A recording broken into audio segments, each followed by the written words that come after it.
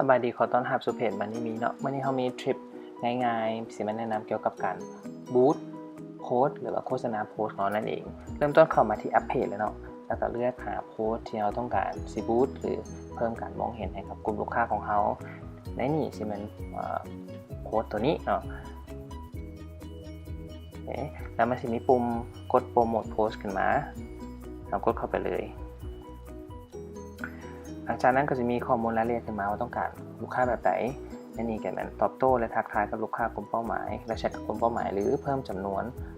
กดถูกใจและแสดงความคิดเห็นและแชร์ในนี้เราลองกดเป็นโต้ตอบและแชร์กับลูกค้ากลุ่มเป้าหมายเนาะหลังจากนั้นก็จะให้เลือกกลุ่มเป้าหมายของอีกเทนึง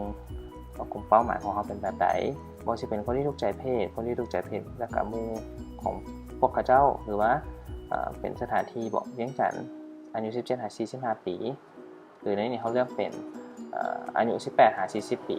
เป็นโลเคชั่นเป็นล้าวเนาะประมาณกับเป็นงบประมาณแถวซีไซในการโฆษณาเนาะ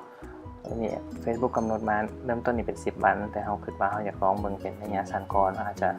กดลดลงเป็นจัก5 วันในงบ700 บาทตกวันละ140 บาทและตัวนี้ก็จะเป็นข้อมูลบัตรเนาะถ้าผู้ใดยังบ่มีบัตรที่เอาไว้จ่าย Facebook ก็สามารถติดต่อหาเพจเขาได้เลยหรือกดคอมเมนต์รูปนี้ก็ได้โอดีบอกหาเขาเนาะหลังจากนั้นก็ลองกดโปรโมทเบิ่งหลังจากกดโปรโมทแล้ว Facebook ก็จะพิจารณาโฆษณาเขาว่าเป็นแบบไหนเนาะผ่านการตรวจสอบเรียบร้อยแล้วแล้ว Facebook ก็จะแจ้งเตือนเขาอีกทีนึงทาง notification นั่นแหละมาโฆษณาผ่านแล้วหรือทำบ่ผ่านจะแล้วก็ไปแก้ไขคืนกับโฆษณาของเขาผ่านมาเนาะอันนี้ก็เป็นทริปง่ายๆที่ทุกคนสามารถเห็นได้เนาะหวังว่าจะมีประโยชน์ทุกคนแล้วก็ขอบใจที่เบิ่งจนจบพบกันใหม่ในโอกาสหน้าบ๊ายบาย